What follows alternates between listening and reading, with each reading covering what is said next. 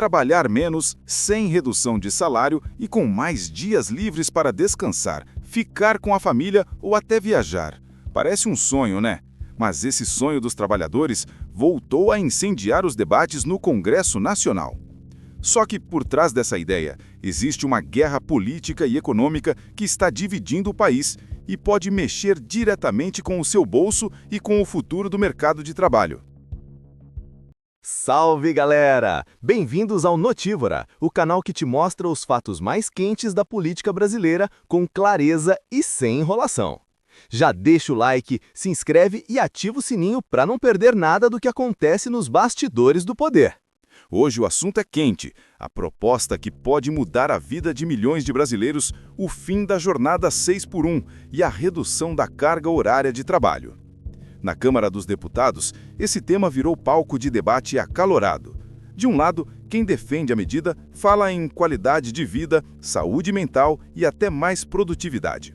Do outro, empresários e parte da classe política alertam para os custos e o risco de gerar mais desemprego.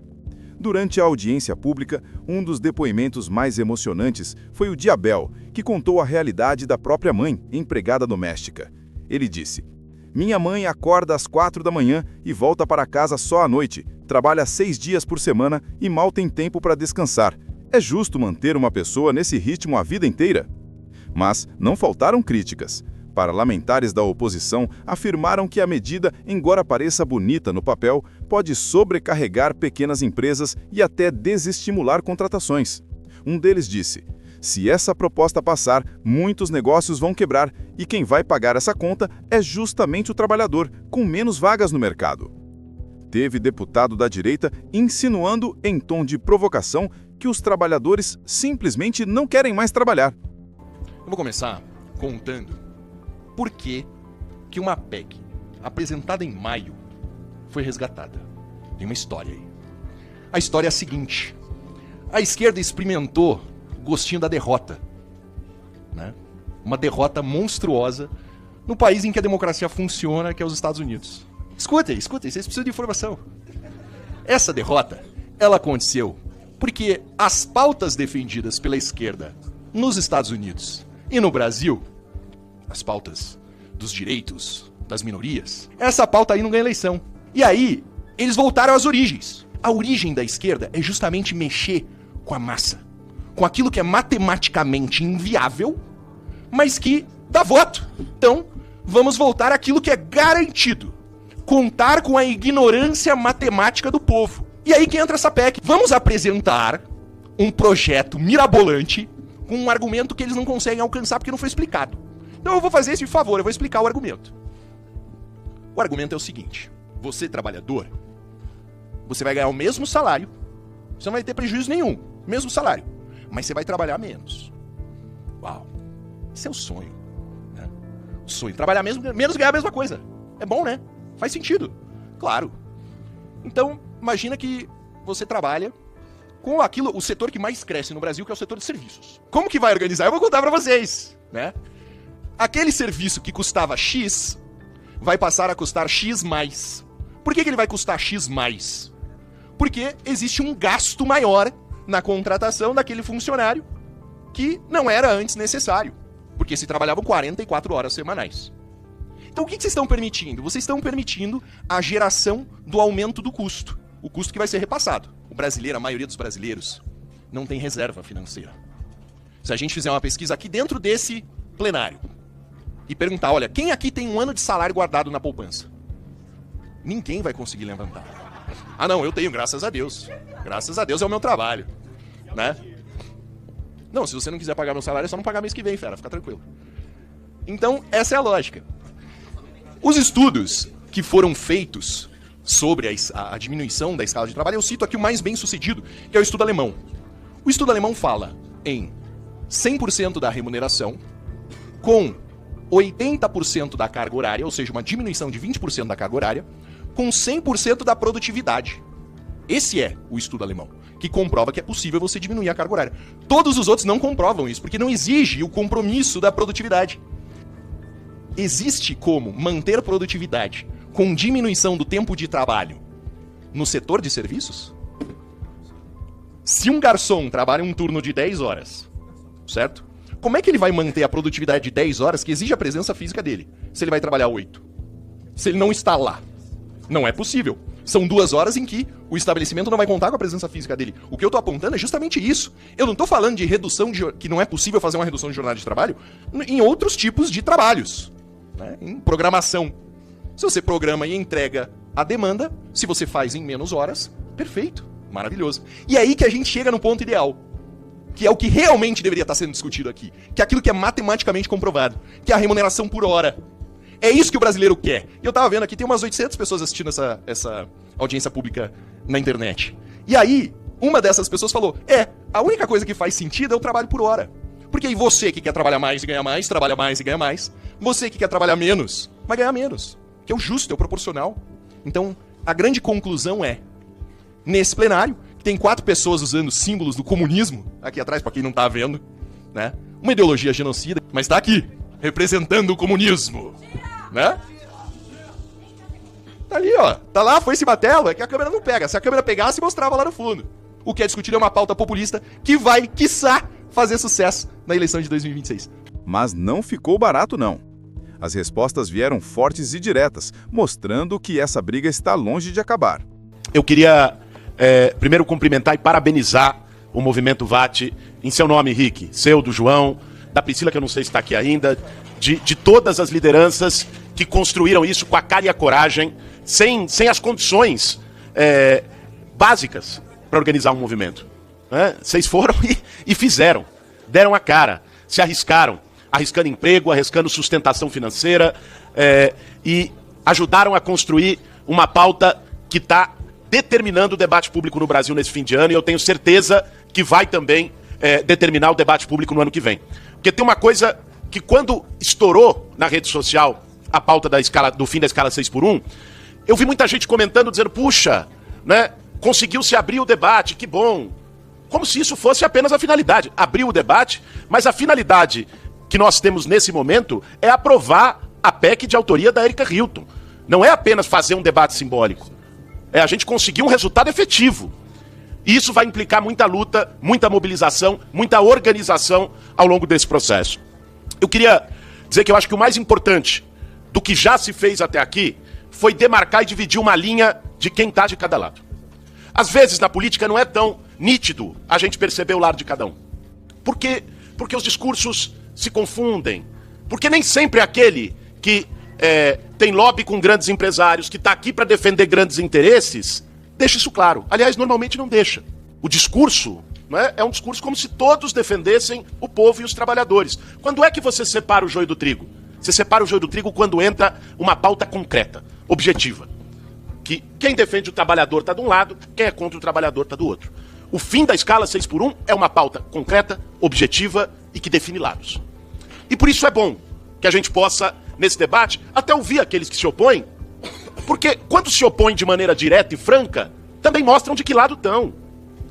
O argumento, o ataque, melhor dizendo, porque nem é um argumento de que isso é papo de quem não quer trabalhar, esse nós não temos nem que levar em conta.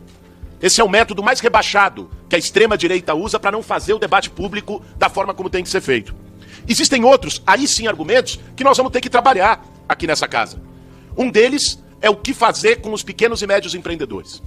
É importante que a gente paute isso, porque esse é um problema real. E muitas vezes, se a gente não apresentar uma resposta na discussão da PEC, isso vai ser utilizado por quem é contra para colocar um obstáculo e dizer a PEC é insustentável, porque o pequeno, o dono do boteco, né, o dono da padaria, vai falir porque não vai ter como contratar mais funcionários, isso vai gerar desemprego, então, em tese, o fim da escala 6x1 geraria mais desemprego. Nós vimos esse argumento, inclusive, na boca de jornalistas, de formadores de opinião e de parlamentares aqui no Congresso, quando o debate apareceu. E aqui, eu tenho certeza, porque já conversei isso com o Rick, já conversei isso com a Érica, que é autora da PEC, que existe toda a disposição no nosso campo, e é importante que a gente deixe isso escrito e consignado, de discutir compensações para esse pequeno. Este pequeno, que emprega milhões de trabalhadores no Brasil, não é, pode ter uma compensação do ponto de vista de determinadas exonerações fiscais. O que a gente não aceita é desoneração fiscal de 83 bilhões por ano por agronegócio, sem compensação nenhuma para o trabalhador. Isso nós temos que enfrentar. Agora, você chegar e dizer, olha, você que tem uma pequena mercearia. Eu estava voltando para São Paulo Na semana onde teve a coletiva aqui, parei numa padaria perto do aeroporto de Congonhas e o dono da padaria veio falar comigo. Falou, pô, Boulos, eu vi que você está defendendo o fim da escala 6x1. Aqui a gente trabalha no 6x1 porque comércio, eu tenho 6 funcionários, eu não consigo segurar, já estou endividado se acabar com a 6x1. Uma preocupação como essa é legítima. Da gente chegar para ele e dizer, olha, nós vamos acabar com a escala 6x1, mas ali um determinado tributo que você paga, a gente vai isentar, isso vai permitir que feche a conta, né? Você continua como está, você não vai perder a sua margem e o trabalhador vai conseguir viver com dignidade. Vai conseguir ter o tempo para sua família, ter o tempo para descansar, ter o tempo para estudar. Aliás, o ataque tão grande que se faz quando se responsabiliza numa falsa meritocracia os próprios trabalhadores por baixos salários ou pelo desemprego é que o trabalhador brasileiro não tem qualificação profissional. Não tem formação profissional. Que trabalhador vai encontrar tempo para fazer um curso de qualificação profissional trabalhando na escala 6x1? Não vai ter. Então, isso é parte, inclusive, de um debate que permita ao trabalhador continuar os seus estudos, se qualificar, além de ficar mais tempo com a sua família, com os seus, tempo de descanso, isso que todo ser humano merece. Eu me lembro que, quando conheci o Rick pela primeira vez e ouvi o nome do movimento, eu me lembrei logo de imediato de uma tirinha da Mafalda. Viu, Érica? Você tá falando, tem poesia, tem Bíblia, eu trouxe a Mafalda, né? Eu saí de Mafalda no carnaval, tem que lembrar sempre da Mafalda. E tem uma tirinha da Mafalda, que provavelmente todo mundo conhece, e que eu sempre usei muito em sala de aula, que o Manuelito diz assim pra Mafalda, ele fala assim, tudo bem pra ganhar a vida, claro. Aí o quadrinho seguinte tá ele, e aí a Mafalda com um olhar assim, é mesmo, né? O Manuelito fala assim, mas por que é preciso desperdiçar a vida que a gente ganha trabalhando pra ganhar a vida? Essa brincadeira, esse coisa, ele é... Claro, o que a gente tá discutindo aqui não é que se é possível ter vida além do trabalho. É que é um absurdo não ter vida além do trabalho. É um absurdo, 2 absurdos. E nós vivemos numa sociedade que normaliza, que tenta naturalizar. Olha, isso é o mundo ideal. A vida real é não ter vida além do trabalho. Como assim, cara pálida? São sempre caras pálidas que falam isso, né? Eu da minha cara pálida tô falando o contrário, mas tem sempre caras pálidas dizendo isso. Como assim não é o mundo ideal, o mundo real é um mundo que não tem vida além do trabalho? É porque essa é uma questão histórica. E aí, professor de história, não tem muito jeito, né? Se o trabalho cria riqueza desde sempre, e sempre foi assim, na sociedade que a gente vive, o capitalismo, eles inventaram uma historinha que é dita aqui pelos 2 deputados que falaram contra o processo, que dizia o seguinte, agora, livres do feudalismo, vocês têm a liberdade de escolher para quem querem trabalhar, de escolher o emprego que querem ter, de escolher a vida que querem ter e basta se esforçar bastante para você alcançar a riqueza. E aí o companheiro que falava aqui de Costa Barros lembrou, eu não vi ninguém vencendo na vida dos meus. Como assim? Não é o esforço. É claro que sem esforço a gente não faz, né, não consegue progredir. É preciso se esforçar. A luta e a vida de quem é militante é uma vida de esforço, de trabalho, né? Agora, é uma mentira danada. Eu estou aqui hoje como deputado federal, doutor em História, professor do Colégio Pedro II, porque dei a sorte de ter uma avó, professora estadual, que pode me ajudar. Porque quando meu pai ficou desempregado, eu tinha que desistir daquela faculdade. Essa sorte me faz estar aqui hoje, não só o meu esforço. Porque o problema é que eu tive vários amigos que com tanto esforço quanto eu, não estão aqui hoje, não ficaram pelo caminho. E este é o elemento. O absurdo não é dizer que o mundo real não permite vida além do trabalho. O absurdo é dizer que isso é o que deve ser. Porque esses, e o Henrique já falava, já termino, Érica, dizia sobre a questão do fim da escravidão. Eram os mesmos discursos, mas também são os mesmos discursos quando se tentou limitar em todas as vezes a jornada de trabalho, lá na Inglaterra, no início da Revolução Industrial, as jornadas eram de 14, 15, 16, 18 horas. E quando disseram 8 horas de trabalho, 8 horas de descanso e 8 horas de lazer, já era vida além do trabalho. Quando se era os cartazes do movimento operário. E o que diziam os industriais? Vai quebrar tudo quando é indústria. Quando aqui no Brasil se diz salário mínimo, vai quebrar. Férias, vai quebrar. 13º, vai quebrar. Né? Por aí vai quebrar. Esse é o discurso do medo e vai continuar existindo. E aí, a pergunta é, qual é a escala que permite vida além do trabalho? É a escala de trabalhar por hora? Essa é a vida dos trabalhadores de APP. Né, Abel? Tava aqui falando. Essa é a vida dos trabalhadores. E qual é a vida deles? É de trabalhar menos e ganhar mais? Não! É o contrário, de jornadas ainda maiores, de escalas ainda piores e de condições de vida ainda piores, nos centavos do processo. Essa da liberdade que eles vendem. E aí eu termino com a frase que é própria a nós comunistas. E sim, sou comunista, pra dizer claramente pro cara que tá aqui querendo dizer que isso não é... A cada um, de acordo com suas necessidades, de cada um, de acordo com suas possibilidades. Este é o debate. Porque o absurdo é que enquanto a escala 6x1 escraviza trabalhador assalariado, você tem milionários como o próprio Neymar comprando aquele apartamento lá em Dubai, que aquilo nem devia existir, é irracional a existência de bilionários. E como o Guilherme disse, a nossa preocupação é que aqueles vão usar os pequenos produtores, os pequenos empreendedores, os pequenos empresários para tentar dizer que a escala 6x1 não é possível. Mas nós diremos o contrário. Diga ao povo que marche, como disse meu amigo pastor Henrique Vieiro. Entre emoção e polêmica, a discussão mostrou como esse tema mexe com o coração e o bolso dos brasileiros. Afinal, estamos diante de uma mudança que pode afetar diretamente a economia do país e a rotina de milhões de famílias. E agora, eu quero saber de você. Nessa briga, de que lado você está? Você acredita que reduzir a jornada de trabalho é um avanço para o trabalhador ou acha que isso pode prejudicar a economia e gerar mais desemprego? Deixe a sua opinião aqui nos comentários. Escolha um lado e diga o que você pensa, porque esse debate está só começando. Aqui foi o Notívora, a notícia que nunca dorme. Até a próxima!